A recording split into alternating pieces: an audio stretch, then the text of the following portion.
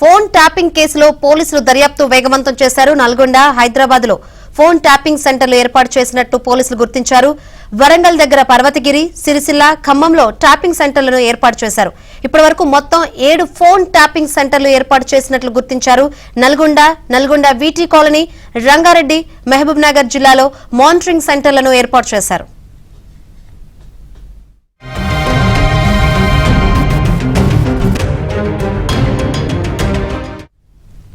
ఖమ్మం జిల్లా కోసం నేలకొండపల్లి మామిడి తోటలోని గెస్ట్ హౌస్ తో హైదరాబాద్ ఎస్ఐబి ఆఫీస్ తో పాటు జూబ్లీహిల్స్ లో ట్యాపింగ్ సెంటర్ ఏర్పాటు చేశారు.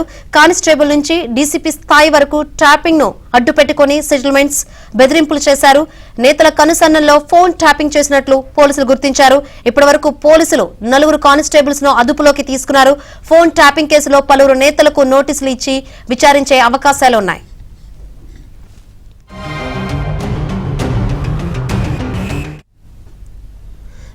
ఫోన్ ట్యాపింగ్ కేసులో పోలీసులు దర్యాప్తును వేగవంతం చేశారు. 7 చోట్ల ఫోన్ ట్యాపింగ్ సెంటర్లను పోలీసులు గుర్తించారు. మరికొంతమంది నేతలకు కూడా నోటీసులు ఇచ్చే అవకాశం అయితే కనిపిస్తుంది. ఇక ఇదే విషయం గురించి మరింత సమాచారాన్ని మా ప్రతినిధి శశిని లైవ్ ద్వారా తెలుసుకుందాం. శశి,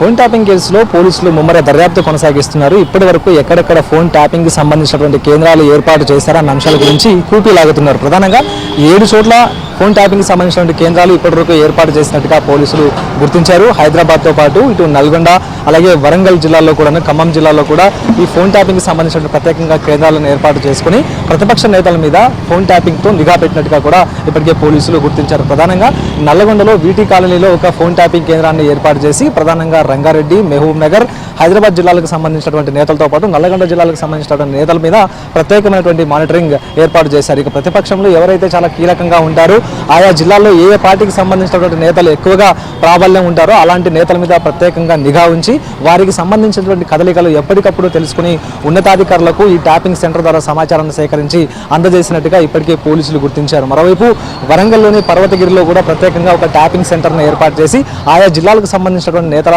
ఫోన్ల మీద కూడా నిఘా పెట్టినట్టుగా కూడా పోలీసులు గుర్తించారు. అలాగే ఖమ్మం జిల్లాలకు సంబంధించినటువంటి నేతల మీద నిఘా కొనసాగించడానికి ఖమ్మం జిల్లాలోని నేలగొండపల్లిలో ఒక మామిడి తోటలో ప్రత్యేకంగా ఒక ఫోన్ ట్యాపింగ్ కేంద్రాన్ని ఏర్పాటు చేసి ఆయా జిల్లాలకు సంబంధించినటువంటి నేతల మీద నిఘా ఉంచారు. ఎప్పటికప్పుడు వారి కదలికలను గుర్తించి వారి ఆర్థిక వ్యవహారాలకు సంబంధించిన అంశాలు కావచ్చు, వారి వ్యూహాలకు సంబంధించిన అంశాలన్నిటి కూడా ఇటు పోలీసు ఉన్నతాధికారులకు, ఎస్ఐబిలో ఉన్నటువంటి ఉన్నతాధికారులకు ఈ అన్ని అంశాలు ఎప్పటికప్పుడు చేరవేసినట్టుగా కూడా ప్రజెంట్ గుర్తించారు. అలాగే సిరిసిల్ల, ఖమ్మంలో కూడా ఈ ట్యాపింగ్ కేంద్రాలు కొనసాగాయి. ప్రధానంగా నల్గొండ జిల్లాలో ఫోన్ ట్యాపింగ్ కేంద్రాన్ని ఏర్పాటు చేసిన తర్వాత చాలా వరకు కేవలం ప్రతిపక్ష నేతలకు సంబంధించిన ఫోన్లు ట్యాప్ చేయడమే కాకుండా వారి వ్యక్తిగత ప్రయోజనాల కోసం కూడా ఈ ఫోన్ ట్యాపింగ్ వ్యవహారాన్ని వాడుకున్నట్టుగా తెలుస్తుంది.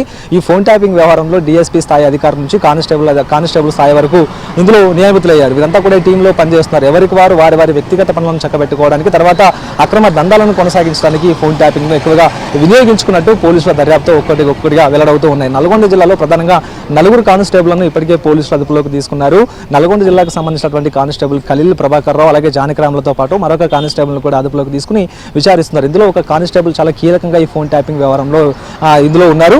మరోవైపు ఈ ఫోన్ ట్యాపింగ్ సంబంధించినటువంటి సాంకేతికతను వాడుకొని ప్రత్యేకంగా కొంతమంది మహిళలకు సంబంధించినటువంటి నంబర్లు సేకరించి వారి ఫోన్ల మీద నిఘా పెట్టారు. వారు ఎవరెవరితో మాట్లాడుతున్నారు అన్న అంశాల గురించి నిఘా పెట్టి ఆ ఫోన్ రికార్డింగ్లను సంపాదించి వారిని బ్లాక్మెయిల్ చేసినట్టుగా తెలుస్తుంది. వారిని లైంగికంగా వేధింపులకు గురి చేసినట్టుగా కూడా ఇప్పటికే పోలీసుల దర్యాప్తులో వెల్లడైంది. మరోవైపు స్థానికంగా ఉండేటటువంటి రౌడీ షీటర్లతో పాటు ఆ తర్వాత గంజాయి సరఫరాదారులు, ఇంకా ఇల్లీగల్ యాక్టివిటీస్కి పాల్పడేటటువంటి వారందరితో కూడా చేతులు కలిపి అక్రమ దందాలకు తెరలేపినట్టుగా కూడా ఇప్పటికే పోలీసులు గుర్తించారు. మరోవైపు ఈ ఫోన్ ట్యాపింగ్ ద్వారా ఎక్కడెక్కడ వస్తువులు సెటిల్మెంట్ జరుగుతున్నాయి అన్న అంశాల గురించి ముందుగానే తెలుసుకుని ఆ సెటిల్మెంట్లలో కూడా ప్రధానంగా తలదూర్చినట్టుగా కూడా తెలుస్తుంది. అత్యంత వివాదాస్పదమైనటువంటి అంశం. ఇటు మహిళల పట్ల కూడా వేధింపులకు గురి చేసినట్టుగా కూడా ప్రస్తుతం తెలుస్తోంది. కాబట్టి ఈ అంశం మీద పోలీసులు కూడా చాలా సీరియస్ గా దృష్టిని కేంద్రీకరించారు. ప్రధానంగా ఇటు పొలిటికల్ లీడర్కి సంబంధించిన ఫోన్లు మాత్రమే కాకుండా ఈ ఫోన్ ట్యాపింగ్ సాంకేతికను పోలీసులు తమ వ్యక్తిగత అవసరాలు కూడా వాడుకున్నట్టుగా ప్రజెంట్ అయితే నిర్ధారణ అవుతూ ఉంది.